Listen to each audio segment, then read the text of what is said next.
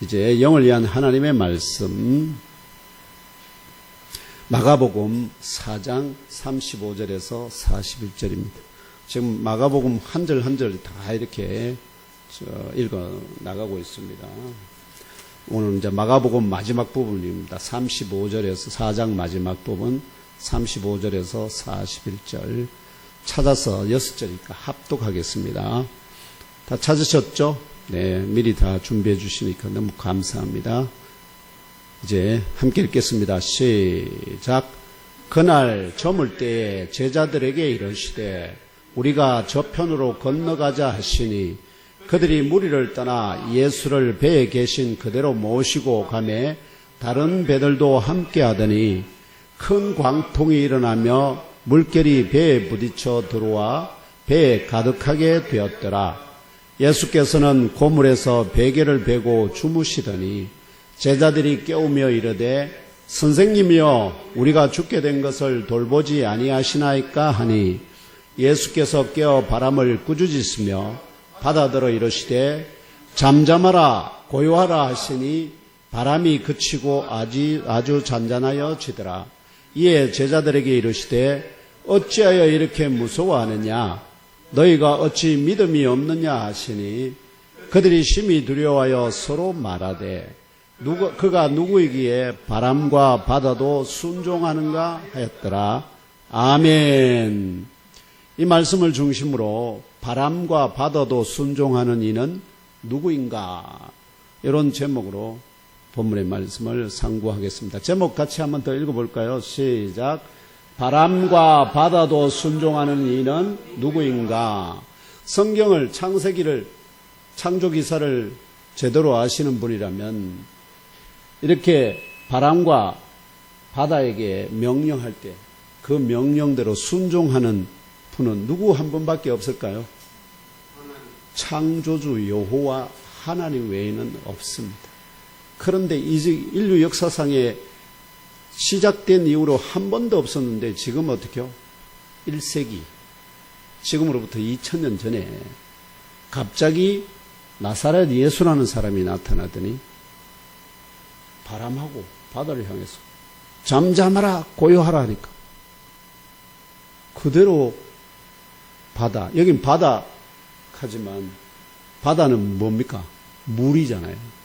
바닷물이 그대로 복종하고 순종하였다. 그러면 이분이 누군가?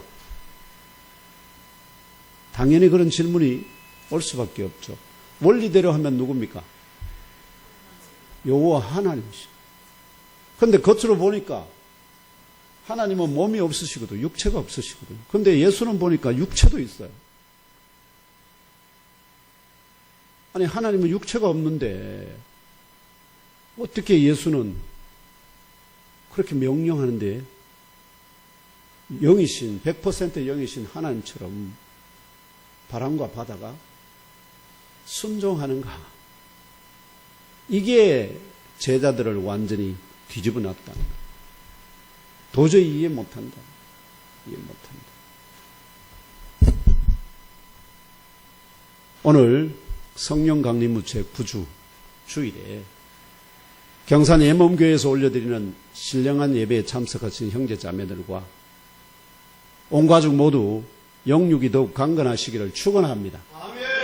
범사가 잘 되기를 기원합니다. 아멘. 근심이 떠나가고 염려가 없기를 소망합니다. 아멘. 주 하나님의 명령에 무조건 예수로 응답하시는 아브라함 같은 믿음의 용사들이 되시기를 축복합니다. 아멘.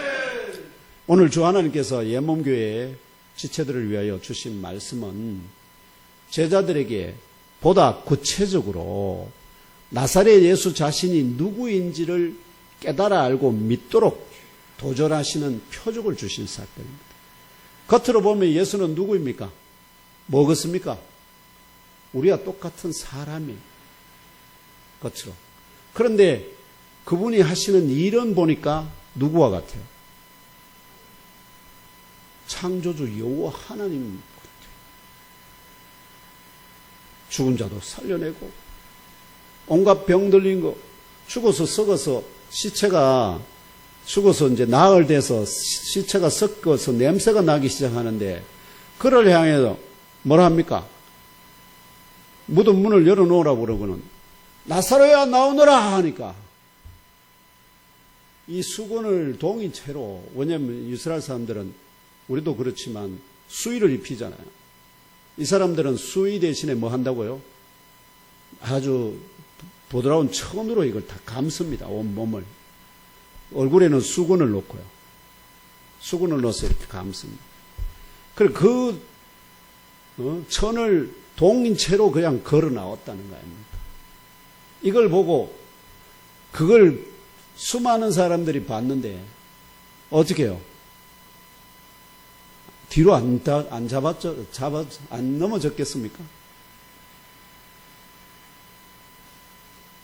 근데 어떤 분들이 그러더라고요. 그런 소리를 듣고 아무런 반응이 없는 성도들이 더 무섭다. 그들은 놀라서 자빠졌는데 그 얘기를 듣고 성도들은 아무런 표정이 변화가 없다는, 우와 하는 소리도 없다는, 그게 더 놀랍다는 그런 말씀을 하시더라고요. 우리 예몸교회 성도들은 그렇지 않은 줄 믿습니다. 이는 우리 장로님이 기도한 것 같이 지난주에 제가 상고했잖아요. 하나님 나라에 관한 영적 진리를 계시하는 두 가지 12유를 통하여서 영생의 씨를 뿌리시는 농부가 누구라고요? 하나님 아버지. 하나님 아버지께서 하늘에서 이 땅에다가 뭘 심는다고요? 뿌린다고요? 생명의 씨를 뿌렸어요. 그 생명의 씨가 바로 누구라고요? 나사렛 예수예요. 그 생명의 씨가 떨어져서 새롭게 나달이 열리는데 그 나달 안에, 보통 한 나달 안에 벼 같은 경우에 알이 예를 들면 30알, 60알, 100알이 있듯이 예수님께서 공생애 동안에 맺은 생명의 열매가 처음에 몇 알 정도 됐다고요? 120알. 120알 정도 됐어요. 그걸 맺었는데 그 열매들이 다시 어떻게요? 땅에 떨어지면서 온 세상으로 지금 퍼져나가요. 그게 겨자씨 비유입니다. 겨자씨 한 알이 떨어졌는데 이게 다시 났다가 열매를 퍼뜨리고 그렇게 해서 온 세상을 덮듯이 이게 겨자씨 비유고요. 처음에 씨 하나를 심는 것은 원초적인 그 생명을 잉태한 씨를 농부 대신 하나님 아버지께서 이 땅에 뿌리셨는데 그 씨 한 알이 바로 나사렛 예수다. 요걸 그러니까 자기를 뭐라고 나타내는 거죠? 내가 나사렛 하나님이 뿌린 씨알 하나야. 한 나달이야. 요걸 말씀하셨는데 제자들이 제대로 알아들었을까? 잘 못 알아들었어요. 그러니까 한번 다시 이 표적 사건을 통해서 내가 누구인가를 다시 한번 뭐 한다는 거죠? 보여주는 겁니다. 12유는 그게 그런 뜻인가? 이렇게 생각하지만, 그러나 이거는 눈에 바로 뭡니까? 보이잖아요. 기적이잖아요. 한 번도 경험하지 못한 그 기적을 처음 한 제자들의 그 반응이 어떠했는가? 이제 이걸 통해서 우리도 이 예수가 어떤 분이신가? 이걸 더 깊이 알게 된다. 그걸 위해서 예수께서는 일부러, 아시죠? 때에 맞춰서 이 지금 갈릴리 바다를 건너가고 계신 거예요. 이게 그냥 우연히 그런 일이 벌어진 게 아닙니다. 예수님은 이미 그날 밤에 갈릴리 바다 한가운데에 돌풍이 일고 그 돌풍 때문에 제자들이 어떻게 될 것인가 하는 것을 다 아시고, 그러면서도 목적이 뭐라고요? 그들을 어려움에 빠뜨리는 게 목적이 아니라 뭐라는 거죠? 이 자연의 여러 가지 현상들을 통해서 내가 누군가? 하는 이걸 그들에게 가르치기 위해서. 말로 아무리 가르쳐봐야 의미가 없습니다. 말로 내가 하나님의 아들이다. 그 말이 무슨 뜻일까요? 하나님이 아들이라 했을 때 여러분들은 어떤 뜻? 여러분이 하나님의 아들입니까? 아닙니까? 하나님을 뭐라고 부르죠? 그러면 여러분 하나님의 아들이 맞습니까? 안 됩니까? 그럼 하나님의 아들, 그런데 같은 하나님의 아들인데 예수는 온갖 사람들이 상상할 수 없는 그런 하나님의 능력을 행하는데 우리는 그런 일을 못하거든. 그 사이에 왜 그런 일이 벌어지는가? 이런 걸 좀 더 깊이 이해할 수 있도록 여러분들에게 도와드리고자 이 말씀을 준비했습니다. 그래서 그 표적은 39절이 증언하는 바죠. 예수께서 깨어 바람을 꾸짖으시며 바다더러 잠잠하라 고요하라 하시니 바람이 그치고 아주 잔잔하여졌다는 것입니다. 그렇다면 소용돌이 바람이 휘몰아치며 그거는 주로 회오리 바람 비슷하게 바다에 일어납니다. 그러면 이 물결이 파도가 심하게 일어나면서 배를 막 때리면서 물이 배 안으로 넘어 들어오는 그런 상황이거든요. 그래서 파도가 거치게 일어서 갈릴리 바다 같은 호수를 노와 돛을 그때 당시에 주로 노를 젓거나 아니면 돛을 달아서 바람이 부는 방향으로. 그런데 소용돌이 바람이 일어버리면은 돛이 어떻게 될까요? 아무 소용이 없어요. 우리 민집사님이 또 배하면 또 박사 아닙니까? 그래서 이런 노와 돛을 이용해 배를 타고 횡단하는 저도 어릴 적에 경험이 있는데 바닷가에서 조그만 우리 집에 배가 있었거든요. 그 배를 타고 좀 건너에 나갔다가 바람이 육지에서 바다를 향해서 불어제끼니까 조그만 이 노가 있었거든요. 혼자서 그 노를 감당을 못해서 배가 거의 육지에서 한 1km 이상 멀어져 가니까 이제 큰일 났어요. 그러다 내 동네에서 어른들이 보고 있다가 큰일 났다 싶으니까 그래서 저희 사촌 형들이 두 사람이 큰 배를 저어와갖고 겨우 제가 살아 돌아온 경험이 있습니다. 그때 아마 멀리 갔으면은 장광수 권사도 못 만나고 그랬을 텐데 지금도 그 생각하면 아찔합니다. 그 뒤로부터 배 타고 거의 안 나갑니다. 예, 거의 안 나갑니다. 여러분 그런 경험이 제게 있기 때문에 이게 더 말씀이 구체적으로 다가옵니다. 아무튼 이 배를 타고 횡단한 나사렛 예수와 제자들을 삼킬 듯이 덮치는 바닷물을 향하여 바다를 향하여 잠잠하라 고요하라 말할 때 바람이 그치고 바다가 아주 잔잔하도록 순종하게 할 수 있는 분은 누구일까요? 이거는 성경 창세기만 좀 아는 사람이 누구나 대답할 수 있어요.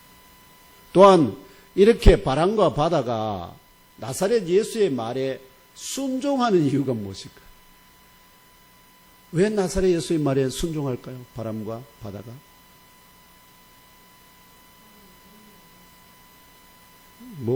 표시가 징표가 뭡니까? 아니, 예수에게 그런 징표, 그런 일을 행한다는 것은 아는데, 예수가 누구기에? 오브리온 집사님은 하나님의 아들 아닙니까?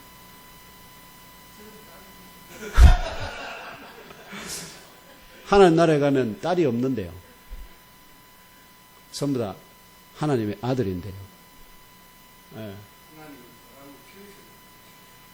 그러니까 그러면 예수가 자기가 바람을 지었다. 예수가 바람을 지었다면 이해가 돼요. 예수가 바람을 지었다면 그럼 예수가 말하면 들어야 되겠죠. 근데 도대체 예수는 그러면 하나님하고 무슨 상관이 있냐? 무슨 관계냐?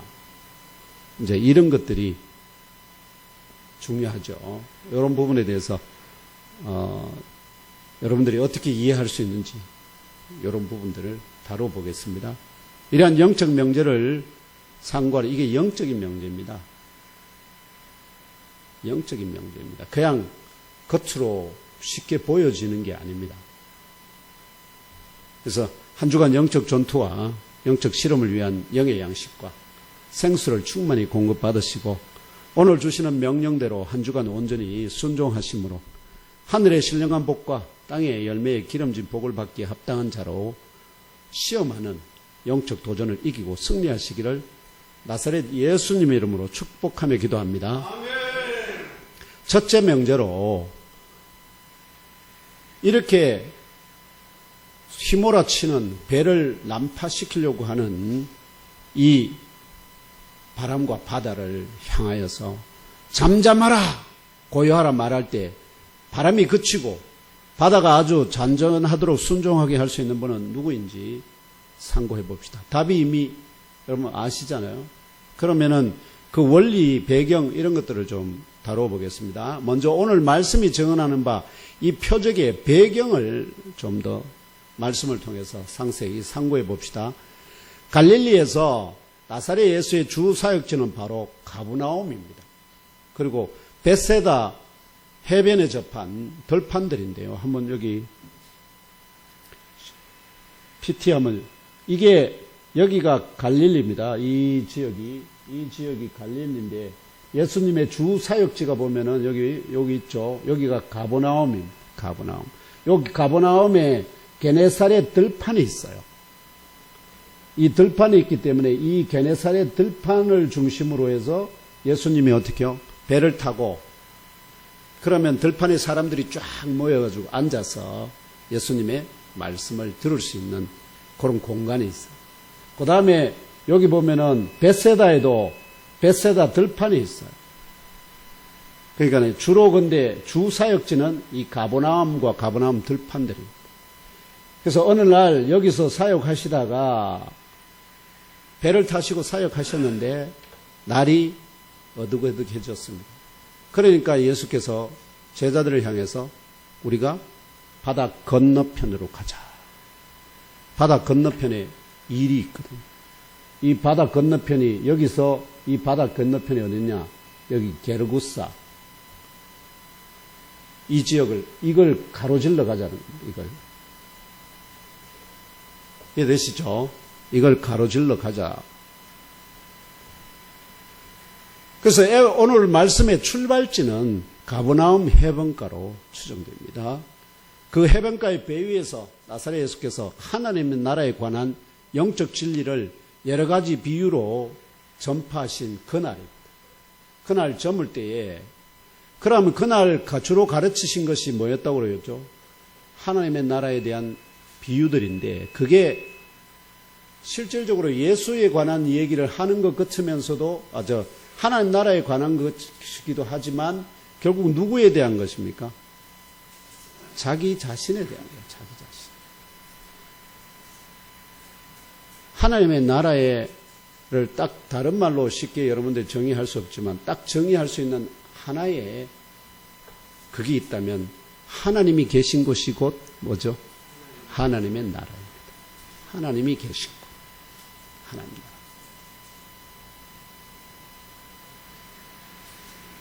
그날 날이 이제 저물었는데 35절의 증언대로 나사렛 예수께서 제자들에게 우리가 저편으로 건너가자 요청하십니다. 사실 날이 저물면 저도 아까 말씀드렸듯이 경험이 많은 어부들은 배 타고 한두 번 정도는 죽을 뻔한 경험이 거의 대부분 있거든요. 그래서 밤에 특히 다른 사람이 볼 수 없잖아요. 다른 배들도 볼 수가 없어요. 멀리 있어서. 그럴 때 홀로 난파를 당하면 이건 구조받기 어렵습니다. 그래서 특히 노와 돛으로 운행하는 작은 배를 타고는 먼 바다로 밤에 나가지 않습니다. 왜냐하면 바다같이 넓은 호수 한가운데서 풍랑을 만나면 헤어나올 방법이 없기 때문에. 그럼에도 불구하고 어부 출신의 제자들이 여럿 있었는데 아무런 대꾸 없이 36절과 같이 순종합니다. 그대로. 그들이 무리를 떠나 예수를 배에 계신 그대로 배에서 온종일 말씀을 전파하셨다는 거죠. 모시고 가매 그 배에 12제자가 다 탄 게 아니거든요. 그 배가 한두 대 정도 더 있습니다. 그들이 나눠 타고 이제 바다를 건너가고 있습니다. 이렇게 나사렛 예수의 요청에 순종하여 나사렛 예수와 함께 배 타고 갈릴리 바다를 건너가는 도중에 36절의 증언과 같이 바람에 큰 소용돌이가 발생되었습니다. 또한 파도가 크게 일어 바람이 크게 심하게 부니까 결국 이 바람이 바다 물을 결국은 출렁이게 해서 파도가 크게 일어 배가 나아가는 앞쪽으로 물이 넘어 들어오기 시작합니다. 배가 보통 나아가면 가장 크게 만나는 앞쪽이 이물이죠. 이물에서 배가 이제 바닷물이 들어오기 시작합니다.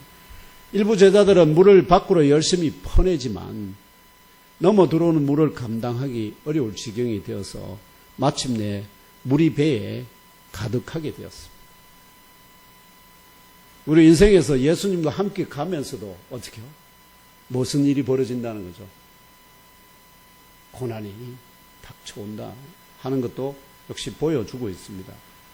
문제는 예수가 없을 때 고난 당했을 때는 그냥 물에 빠져 죽을 수밖에 없지만 그러나 예수가 함께 있으니까 뭐 할 수 있습니까? 그분을 깨워요.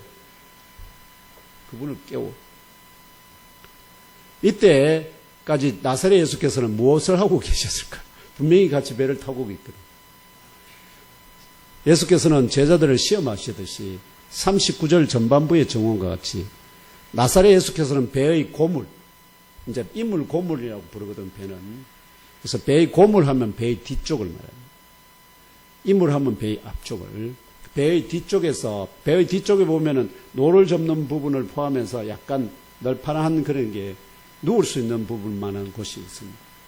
거기에다가 베개를 베고 주무시고 계셨습니다.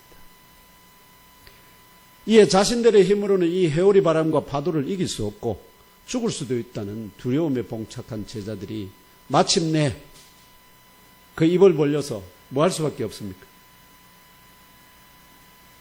예수를 기도하듯이 예수를 깨우게 됩니다. 그리고 외칩니다. 선생님, 우리가 죽게 된 것을 돌아보지 아니하시나이까? 이 외침을 들은 나사렛 예수께서 즉시로 깨어납니다. 하나님은 우리의 기도에 어떻게요? 항상 응답하실 준비가 되어 있다 하는 것을 보여줍니다. 이어서 바람에게 엄중히 다구칩니다. 리벅이라고 하는 건 이 다구친다는, 너 왜 그렇게 하지 마! 이런 식으로 다구치는 겁니다. 또한 바다에게 소리칩니다.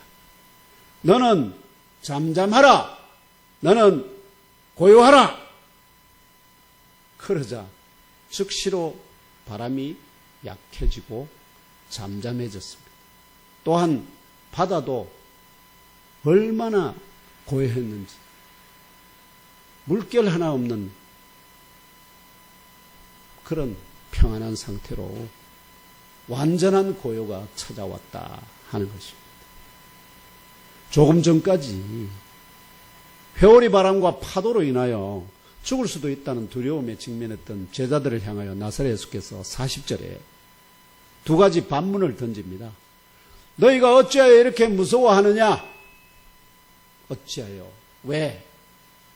너희가 어찌 믿음이 없느냐? 누가 함께 있는데도 불구하고 나사렛 예수가 자신들과 함께 있다는 것을 알면서도 왜 무서워하느냐? 그 말은 결국은 뭐가 없다는 것을 의미합니다. 너희들에게 아직도 나를 제대로 깨달아 알지도 못하고 믿지도 못하고 있다 하는 것을 드러내는 겁니다. 믿음은 아는 만큼 생기게 됩니다. 모르는 상태에서 믿는 믿음, 그게 굉장히 좋은 믿음인 것이지만 언제든지 그 맹목적인 이유가 사라지면은 언제든지 믿음에서 떠나게 됩니다. 그러나 진리를 깨달아 알고 그분이 어떤 분인가 하는 것을 제대로 깨달아 알고 믿으면 결코 그 믿음에서 떠나기가 어렵습니다.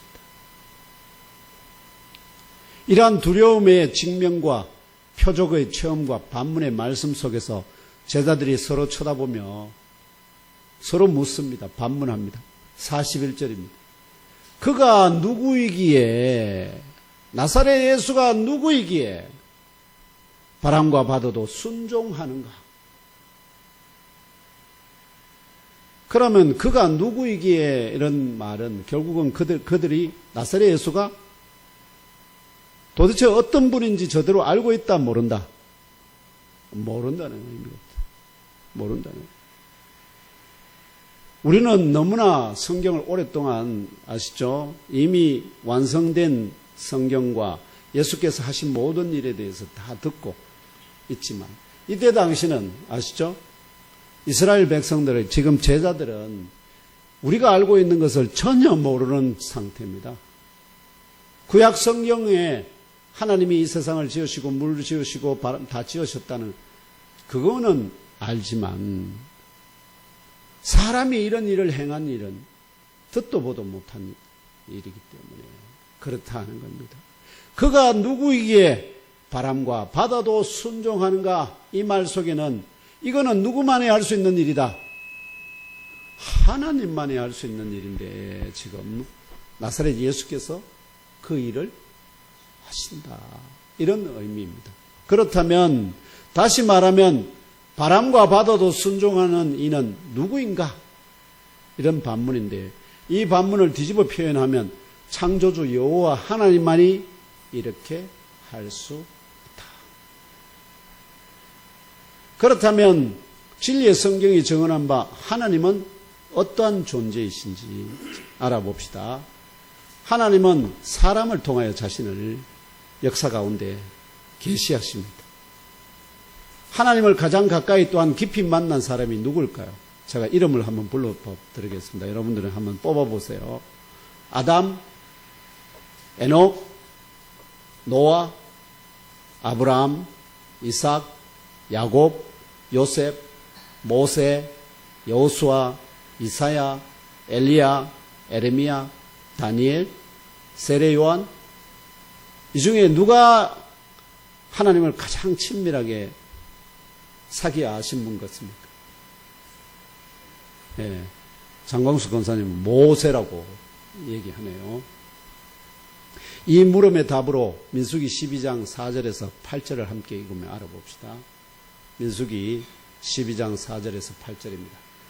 함께 읽겠습니다. 시작. 여호와께서 갑자기 모세와 아론과 미리암에게 이르시되 너희 세 사람은 회막으로 나오라 하시니 그 세 사람이 나아가매 여호와께서 구름 기둥 가운데로부터 강림하사 장막 문에 서시고 아론과 미리암을 부르시는지라. 그 두 사람이 나아가매 이르시되 내 말을 들으라. 너희 중에 선지자가 있으면 나 여호와가 환상으로 나를 그에게 알리기도 하고 꿈으로 그와 말하기도 하거니와 내 종 모세와는 그렇지 아니하니 그는 내 온 집에 충성함이라.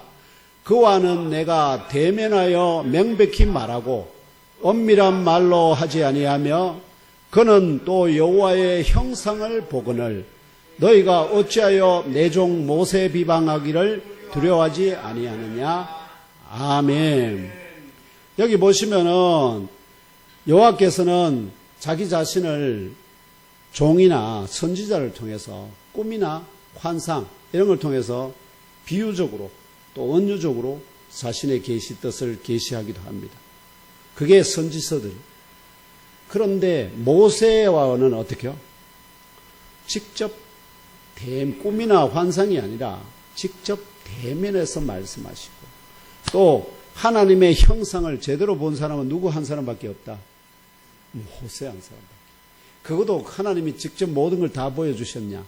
하나님을 직접 만나면 인간은 살지 못합니다. 너무나 그 빛이 강렬해서 다 태워져 죽습니다. 그런데 하나님이 자기의 앞모습이 아니라 어떻게요? 모세를 바위 틈 사이에 탁 숨겨놓고 그 사이를 지나가시면서 뒷모습을 보여주셨어요. 뒷모습.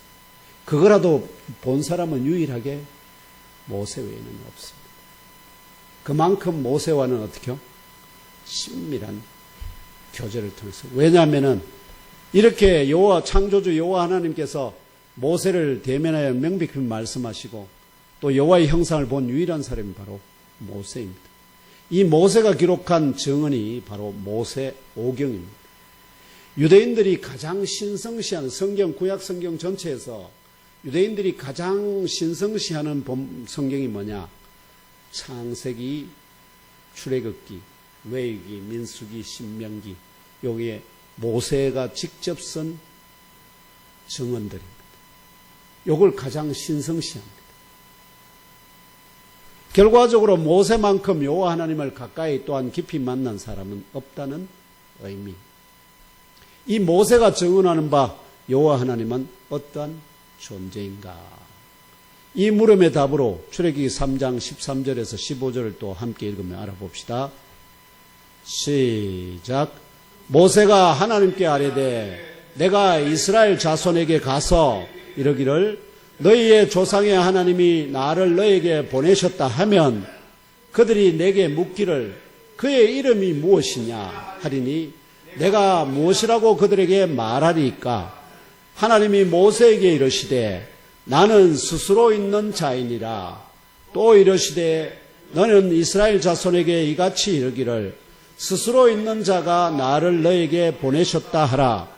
하나님이 또 모세에게 이르시되 너는 이스라엘 자손에게 이같이 이르기를 너희 조상의 하나님 여호와 곧 아브라함의 하나님, 이삭의 하나님, 야곱의 하나님께서 나를 너에게 보내셨다 하라. 이는 나의 영원한 이름이요 대대로 기억할 나의 칭혼이라. 아멘. 모세를 처음 만난 아시죠? 호렙산 가시나무 떨기에 불이 붙었는데 근데 불이 붙으면 가시나무 떨기가 불에 타서 사그라져야 되죠. 근데 아무리 이제 사그라지나 안 사그라져 보고 있는데 모세가 아무리 봐도 그 불이 안 사그라들어요. 그래서 뭐 저런 불이 다 있나 해서 그 불로 가까이 나아갔는데 불 가까이 나아가니까 떨기나무 가까이 가니까 소리가 들립니다. 모세야, 이곳은 거룩한 곳이니 네 발에 신을 벗으라. 그래서 모세가 놀라서 어떻게 해요? 신을 벗습니다. 그러고 나서 이제 너를 애굽에 도로 보낼 테니까 내 백성 이스라엘을 구출해내라. 이렇게 모세가 이 광야로 도망쳐 나와서 지금 도망친 지가 40년이 됐거든요. 모세 지금 나이가 80입니다.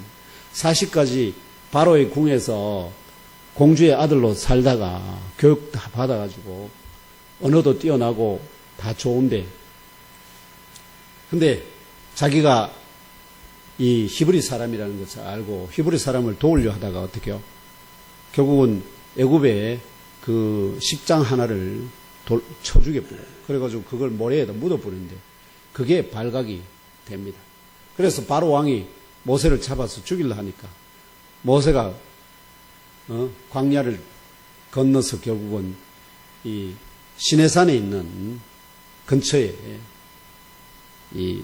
결국 도망을 쳐서 거기서 이제 한 여인을 만나서 결혼을 하고 이제 지금 목동으로 살아가고 있는 지가 40년이 되던 그때에 이 하나님께서 자기 모세를 내 지팡이로 삼아서 너를 애굽으로 보내니까 너는 내 애굽에 있는 내 백성들을 구출해라, 구원해내라. 이제 이런 명령을 주니까 모세가 여러 가지로 말합니다. 하나님, 난 입도 둔하고 뭐 이래가지고 뭐 못 보냅니다. 보낼 만한 사람 보내. 그러니까 하나님께서 야, 그 입 만든 자가 누구야? 나 아니야? 아무튼 그러면서 모세 그래도 어쩌니까 너 형 있잖아 아론 말 잘하잖아. 그러면 아론을 너 입의 말로 그래서 너는 내 소리를 듣고 그 말을 누구에게 아론에게 주면 아론이 그것을 아주 화려한 언어적인 표현으로 바로에게 말하고 요런 이제 관계까지 심어줘. 그런데 이제 모세가 그러면 제가 거기 가는 것까지 이제 동의했어요. 근데 가서 너희 조상의 하나님이 나를 너에게 구출하러 보냈다 이렇게 하면은 그들이 너한테 물을 거 아닙니까? 하나님 이름 뭐냐? 하나님이 너를 보낸 그 하나님의 이름이 뭐냐? 근데 모세가 이름이 무엇이냐 하니 내가 무엇이라고 그들에게 답하라니까 나는 스스로 있는 자. 스스로 있는 자는 뜻은 무엇이냐? 이 세상 몸물은 다 어떻게요? 뭐가 있습니까? 시작이 있어요. 시작이 있는 것은 반드시 끝이 있습니다. 그런데 하나님은 뭐가 없다? 시작도 없고 끝도 없고. 그러면 영원 전부터 계시고 영원까지 영원히 계신다. 그래서 기원이 없으니까 뭐라는 거죠? 스스로 있는 자, 이 말로밖에 표현할 수 없고 스스로 있는 자 곧 그 이름을 여호와라. 여호와. 그 이름이 바로 너희들이 대대로 기억할. 그러면서 하나님이 초월적인 자기 이름뿐만 아니라 사람들과의 이스라엘 백성들과의 관계에 대해서 언급합니다. 아브라함의 하나님, 이삭의 하나님, 야곱의 하나님. 이게 이스라엘 백성들에게는 아브라함, 이삭, 야곱이 그들의 조상인 것을 믿고 있기 때문에. 그러니까 결국은 우리 조상의 하나님 여호와께서 모세를 우리에게 구출하려고 보냈다. 자, 이렇게 이해하게 된 거죠. 그래서 진리의 성경이 증언하는 유일한 신, 곧 하나님의 이름은 여호와이십니다. 여호와 하나님은 영원 전부터 영원까지 스스로 있는 분이십니다. 여호와 하나님은 역사 가운데 자신을 나타내 보이신 아브라함의 하나님, 이삭의 하나님, 야곱의 하나님이십니다. 또한 우리 예몸교회의 하나님이십니다. 성도 여러분의 하나님이십니다. 종의 하나님이십니다. 이 유일한 신 여호와 하나님이 이 세상 만물을 창조하셨습니다. 하나님 한 분 외에 신이 있다 없다? 없습니다. 창세기 1장 1절이 증언합니다. 태초에 하나님이 천지를 창조하십니다. 아멘. 그렇다면 여호와 하나님은 어떤 원리를 따라 오늘 표적의 대상이 된 바람과 바다를 창조하셨을까요? 이 물음에 대하여 성경이 진리의 답을 주고 있지만, 아시죠? 성경이 분명히 진리의 답을 주고 있지만 그것을 온전히 깨달아 알고 증언하는 것은 21세기 지금도 난해한 주제입니다. 하나님이 물을 어떻게 만드셨을까? 아시는 분 있습니까? 물을 어떻게 만드셨어요? 땅을 어떻게 만드셨어요? 다른 그 물 속의 생물이나 땅 위의 식물이나 동물은 어떻게 만드는지가 다 나와요. 하늘의 해와 달과 별을 어떻게 만드신 다 나와요. 사람을 어떻게 만든 다 나와요. 그런데 그 모든 것의 기초가 되는 게 뭡니까? 물과 땅이에요. 그 물과 땅을 어떻게 지으신지가 창세기에 안 나온다니까.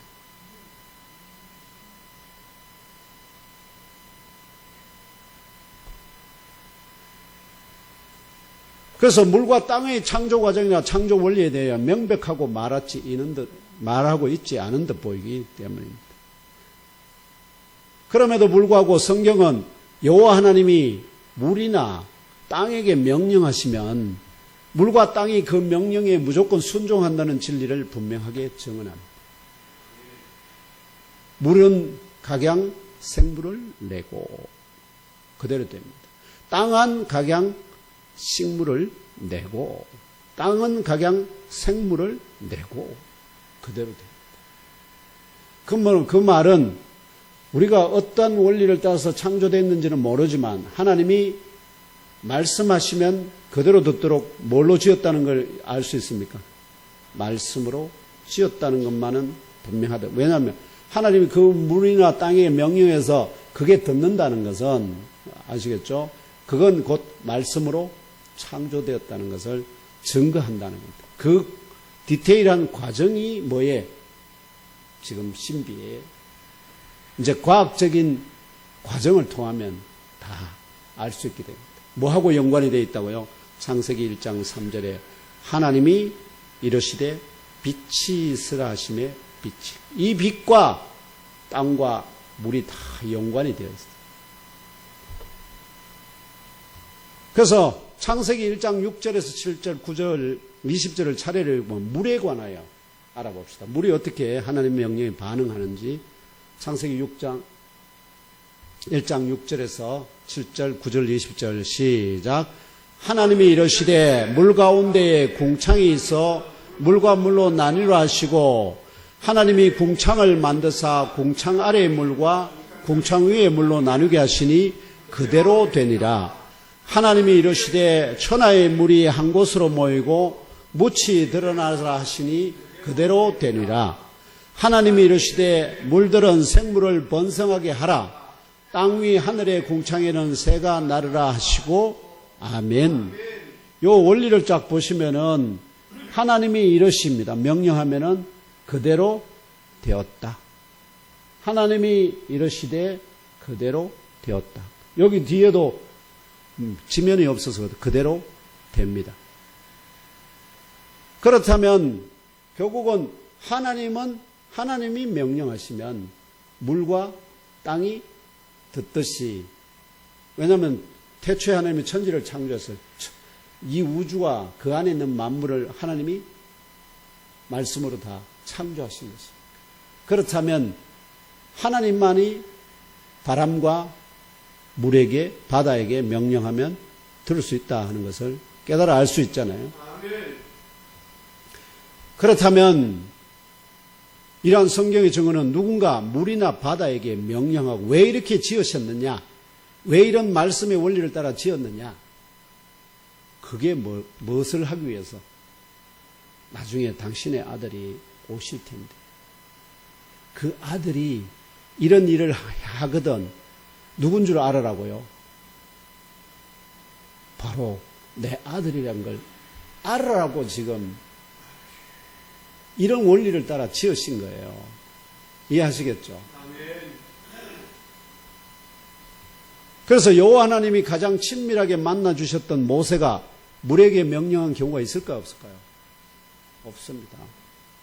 애굽의 나일강 물을 피로 변하게 했습니다. 그런데 그가 한 일은 뭐였을까요?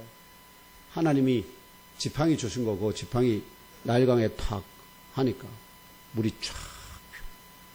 왜냐하면 그렇게 하라고 하나님이 명령하시니까. 그러면 하나님이 그 명령에 순종하는 그 순종의 하나님은 능력으로 그 물에게 배후에서 말씀하신다 이 말입니다. 홍해를 갈라지게 할 때도 이 하나님의 막대기를 어떻게 해요? 바다를 내밉니다. 팍 내미니까 홍해가 쫙 그 내미는 방향으로 쫙 갈라. 반석에서 물을 낼 때도 어떻게 했다고요? 반석에서 물을 내라니까 하도 쫑이라서 어떻게 했죠? 한 번 쳐야 되는데 땅 치라 하니까 한 번 쳐야 되는데 성질 나서 했다가 결국은 하나님한테 네 뭔데 너한테 성질 내로? 백성들한테 성질 냈는데 그게 하나님한테 허물이 됐어요. 모세는 말이 아닙니다. 다만 창조주 여호와 하나님이 명령하시는 대로 손에 쥔 목자의 막대기를 사용하였을 뿐입니다. 그런데 1세기 나사렛 예수께서 창조주 여호와 하나님과 같이 갈릴리 호수의 바람과 바다에게 명령하는데 그 바람과 그 바다가 그대로 즉시 순종하는 표적이 일어난 것입니다. 이렇게 바람과 바다도 그 명령에 순종한다면 이 나사렛 예수가 바로 바람과 바다를 창조하신 여호와 하나님의 뭐라는 거죠? 여호와 하나님의 말씀이라는 뜻입니다. 왜냐하면 말씀에 뭐가 순종하죠? 만물이 순종하도록 되어 있습니다. 달리 말하면 창조주 여호와 하나님의 음성이 이 나사렛 예수 안에 있다는 의미이기도 합니다. 그런데 이 나사렛 예수를 바로 옆에서 지켜보는 제자들의 눈에는 그저 자기들의 인간 선생님으로만 보이기 때문에 하나님은 영이시다는 걸 다 알거든요. 보이지 않는 분이에요. 그런데 보이지 않는 그 하나님이 어떻게 이 나사렛 예수를 통하여 역사하는지 그 이치를 알 수가 없었거든요. 나사렛 예수의 말에, 아시죠? 말에 모세에게 지팡이를 짚을 때 역사하신 것처럼 나사렛 예수의 말에 하나님이 능력으로 역사해서 그런 일이 일어나는지, 나사렛 예수의 말이 능력이 있는지 이걸 분간을 할 수 있을까 없을까요? 그게 분간이 안 됩니다. 그게 분간이 안 됩니다. 그러니까 자신들이 보는 것과 눈에 보이는 것과 표적이 가리키는 바 사이의 차이가 너무 크기 때문에 믿지 않을 수도 믿을 수도 없는 심히 두렵고 혼란한 상태에 서로를 향해서 이가 누구이기에 바람과 바다도 순종하는가 이렇게 반문할 수밖에 없었던 것입니다. 21세기 오늘 이 표적을 접하시는 예몸교회 형제자매 여러분은 이 나사렛 예수를 창조주 여호와 하나님의 말씀으로 또한 나사렛 예수의 입을 통하여 창조주 하나님의 음성이 나온다는 진리를 깨달아 아시고 믿고 잘 박힌 진리의 못으로 심령 깊은 곳에 새기시기를 예수님의 이름으로 축복하며 기도합니다. 아멘. 나사렛 예수의 본체는 하나님의 말씀. 나사렛 예수. 앞에서는 나사렛 예수는 하늘에서 땅으로 하나님이 농부이신 하나님이 신기신 한 나달의 영생을 잉태한 한 나달의 씨. 이렇게. 둘째 명조로 이렇게 바람과 바다가 나사렛 예수의 말에 순종하는 이유가 무엇인지 상고해보세요. 그러니까 나사렛 예수를 하나님의 말씀이라 하면 이해되는데 아니 그러면 하나님과의 관계 속에서 나사렛 예수가 하나님의 말씀이라는 뜻인데요. 이 창세기 1장에 적어놓은 바와 같이 유일한 신이신 창조주 여호와 하나님이 우주와 그 가운데 만물을 그 말씀으로 창조했었다는 창세기 1장을 창조의 진리로 믿는다면 그대로 믿죠? 권영 집사님 믿죠? 오브레온 집사님 믿죠? 오영숙 권사님 믿죠? 조은준 집사님 믿죠? 예, 민준 집사님 믿죠? 예, 장로님은 다 믿고 있는 걸 제가 압니다. 장광수 권사님도 믿죠? 이렇게 믿는다면 바람과 바다가 나사렛 예수의 말에 순종하는 이유는 두 가지로 나누어서 상고해 볼 수 있습니다. 두 가지. 믿는다면, 믿지 않는다면 아무런 의미가 없습니다. 믿는다면 이 말에 구체적으로 순종하는 과정에 대해서 이제 말씀을 드리려고 합니다.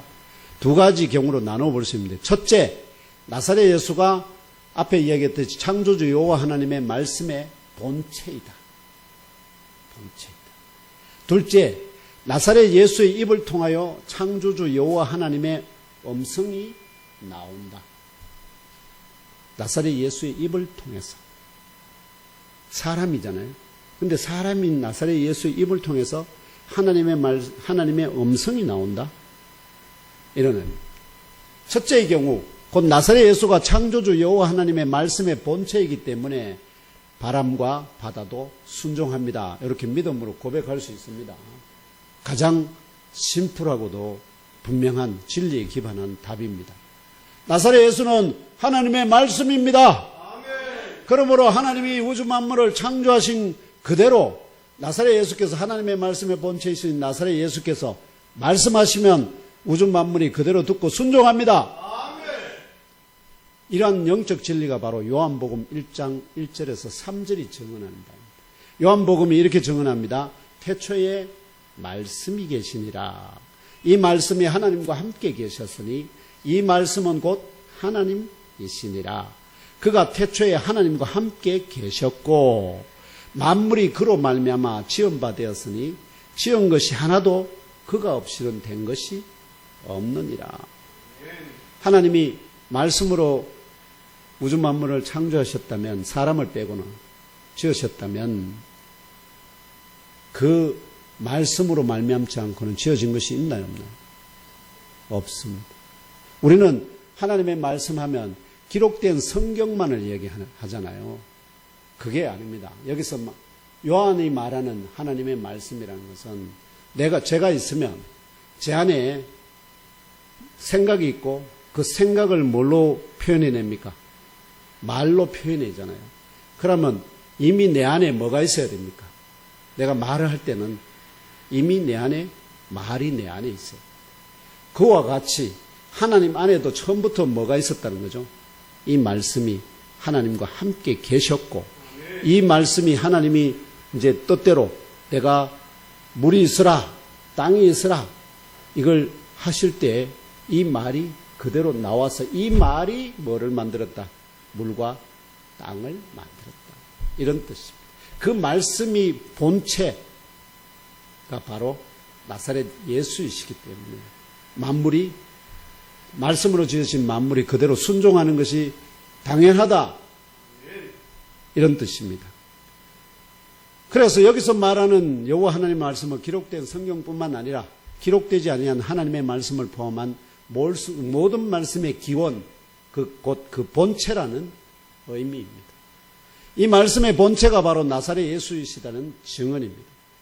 그러므로 창조주 여호와 하나님의 말씀에 의해 창조된 바람과 바다는 그 말씀의 본체가 되시는 나사렛 예수의 명령에 온전히 순종할 수밖에 없다는 창조의 진리를 깨달아 아시고 믿으시기를 축원합니다.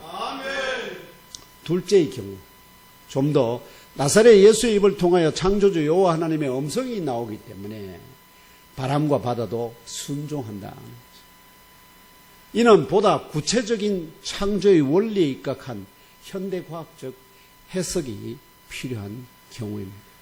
창세기 1장의 창조의 진리를 그대로 믿고 영접하면 우주 만물이 창조주 하나님의 그 음성에만 반응하도록 창조되어 있다는 사실을 발견할 수 있습니다. 창조주 하나님의 음성에만 반응한다니까. 왜냐? 다른 천사들도 능력 있는 천사들 많거든요. 100% 0이에요.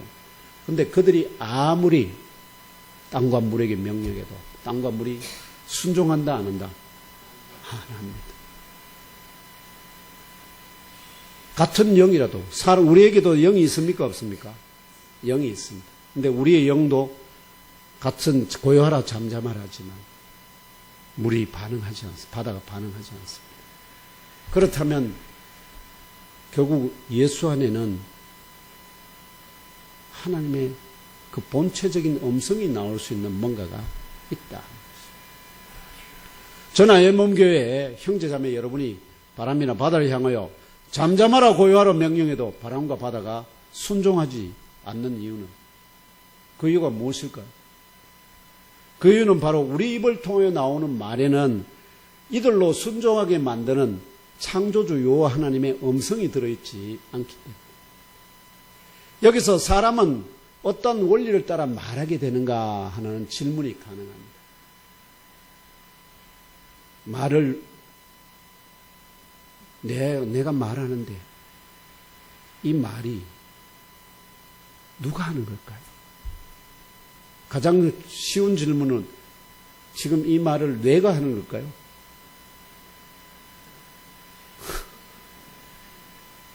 뇌가 할까요? 예? 지금 그 대답하는 누가 할까요?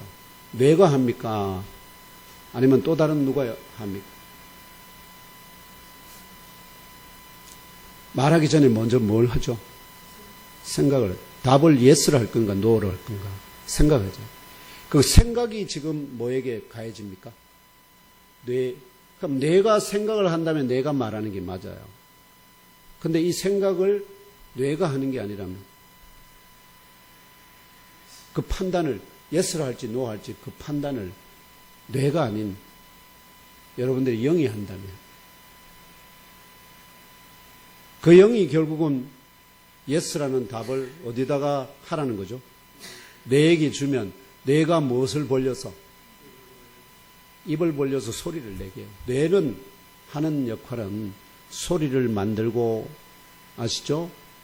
이렇게 손발을 움직이고 이런 역할을, 이걸 다 하게 만드는 역할을. 근데 그 전에 입을 어떤 말을 할지를 생각하는 이것이 영이 합니다. 그래서 영이 빠져서 사람이 죽으면 내가 그대로 있지만 행동을 하느냐? 못합니다. 영이 명령을 주지 않으니까. 단순한 질문이도 쉽지만 신학자들도 거의 대부분 확실하게 대답 못합니다. 왜냐하면 사람 자신의 구조적 본체가 어떻게 창조되어 있는지를 잘 알지 못하기 때문입니다. 불교를 포함한 철학자들은 사람은 영혼과 육체 혹은 겉사람과 속사람으로 되어 있다고 말하고, 그러면 두 종류잖아요. 겉사람, 속사람, 영혼과 육체. 어떤 사람은 성경이 데살로니가전서 바울이 증언하는 바와 같이 영과 혼과 몸으로 되어 있다고, 성경의 진리대로 대답하지만 문제는 뭘까? 그러면 영과 혼이 어떤 일을 하는지를 제대로 알지 못한다. 요게 문제입니다. 성경이 말하는 바는 그대로 믿을 수는 있는데, 문제는 그럼 그 영은 뭘 하고 혼은 뭘 하느냐, 어떤 일을 하느냐, 그 사이의 경계점이 차이가 뭐냐, 이제 이런 부분을 분간을 못한다는 것이 문제입니다. 분간을 못하면 가르칠 수 있을까 없을까요? 분간 못하면 못 가르칩니다. 제가 여러분들에게 확실하게 말씀드릴 수 있는 것은 지금 아까 말씀드렸지, 생각은 누가 한다고요? 영이 합니다. 그 영이 뇌에게다가 명령을 내립니다.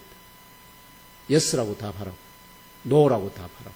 그러면 뇌는 그 영이 준 명령 그대로 어떻게 하느냐? 말하라 하면은 뇌에게, 아시죠? 이 신경 모든 것을 통해서 혀로 소리를 내게 만들고, 손으로 yes, no, 아니면 이렇게 반응하게. 뇌가 하는 역할은 그겁니다. 아시겠죠? 컴퓨터 생각하면 딱 좋아요. 사람이 컴퓨터에다가 엔터 키를 딱 치기 전에는 컴퓨터는 아무도 못합니다. 키를 딱 쳐넣어야 어떻게요? 그 명령대로 연산을 쫙 수행합니다. 프로그램 돌린다고.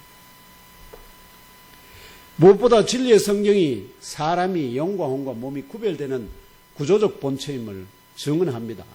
이걸 믿으시기를 바랍니다. 아멘. 이걸 사람들이 영혼과 육체는 영과 혼이 붙었니만이 그것 다 몰라서 하는 소리입니다. 사람은 확실하게 구분됩니다.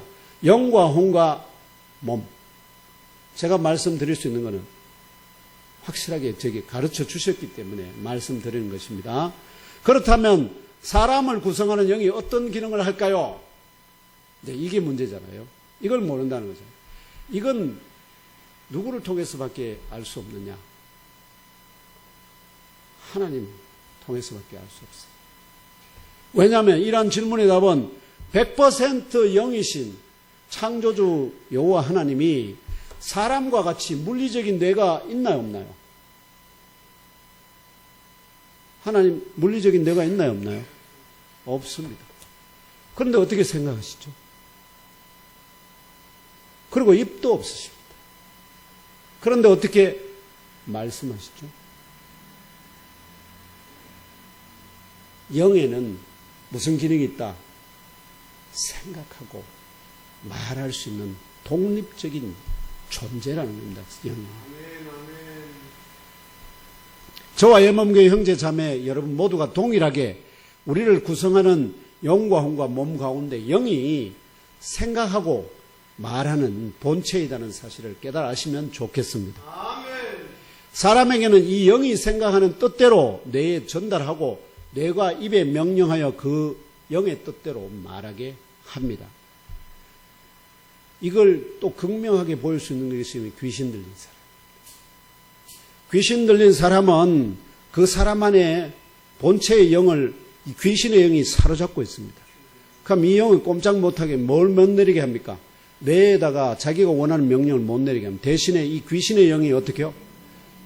자기의 뜻을 뇌에게 전달합니다. 그러면 사람이 어떻게 행동할까요? 귀신의 소리를 전달하게 됩니다. 그래서 예수를 가버나움 회당에 예수를 향해서 뭘 합니까? 나사렛 예수여, 나는 당신이 누군 줄 압니다. 하나님의 거룩한 자니이다 하고 미친 듯이 소리치. 그게 다 누가 한다고요? 귀신이, 영이 그 사람의 뇌에다가 작동을 시켜서 그렇게 말하게 만든다는 거예요. 이해되시죠? 얘가 무궁무진하게 많아요. 그러므로 말의 음성이란 바로 이 영이 피조된 천사나 사람의 영이냐, 아니면 창조주 여호와 하나님의 영이냐에 따라 달라집니다. 물질 세계가 반응하는 건 창조주 하나님의 그 영의 음성에만 반응한다 이 말이에요. 피조된 사람이나 천사들의 스랍이나 그룹들의 용들이나 이런 것들의 사탄의 그 음성에는 반응하지 않습니다. 창조주 여호와 하나님의 영으로부터 시작되는 말의 음성에는 아시죠? 창조주 하나님의 영으로부터 시작되는 말의 음성에는 우주와 만물이 바람과 바다처럼 절대적으로 순종하지만 피조된 천사나 사람의 영으로부터 시작되는 말의 음성에는 우주와 만물이 어떤 반응도 나타내 보이지 않도록 배타적으로 하나님이 우주 만물을 창조하셨다는 그 창조 원리를 제시할 수 있습니다. 이러한 창조 원리에 따르면 바람과 바다가 그 말의 음성에 순종하였다는 증언은 나사렛 예수 안에 창조주 하나님의 여호와 하나님의 영이 내재하여 있다는 진리를 믿게 합니다. 그 예수 안에 하나님의 영이 있지 아니하고는 만물이 반응할 수 없다. 이 표적은 바로 아시죠? 이 표적은 바로 나사렛 예수 안에 여호와 하나님의 영이 내재하여 있기 때문에 가능한 이적입니다. 가나 혼인잔치에서 물을 포도주로 변화시킨 사건도 동일합니다. 결론적으로 부족한 종이나 형제자매 여러분 안에 있는 영이 우리 각자의 아버지의 영을 따라 그 영을 부여받아 아버지의 아들이나 딸이라 불리듯이 여러분들이 아시죠? 딸이든 아들이든 구분이 없이 영은 다 누구로부터 받는다고요? 아버지. 그 아버지 쫙쫙쫙 올라가면 첫 번째 아버지가 나옵니다. 누굽니까? 아담. 우리는 다 아담의 영을 받은 자. 이해되시나요? 피조된 영을 받았기 때문에 예수처럼 고요하라 잠잠하라 아무리 말해도 바람과 바다가 아무 반응도 나타내지 않습니다. 그러나 예수는 어떻게 해요? 잉태되어 동정녀 마리아에게 잉태되어 탄생하는 과정 속에서 누가 역사하시죠? 하나님이 친히 역사하십니다. 남자의 씨가 아닌 하나님이 마치 그 마리아를 모처럼 여인처럼 품듯이 그 위에 덮어서 그래서 예수의 씨가 말하면 생명의 씨가 마리아에게 뿌려지는데 그때 하나님의 영이 마리아에게 잉태된 그 생명체 안에 들어갔다. 그래서 창조주 여호와 하나님의 본체적인 영을 부여받았기 때문에 하나님의 아들이라 불리는 것이 당연한 것임도 깨달아 하시고 성부, 성자, 성령, 삼일체 주 하나님께 영광 돌리며 감사하시기를 주 예수님 이름으로 축복하며 기도합니다.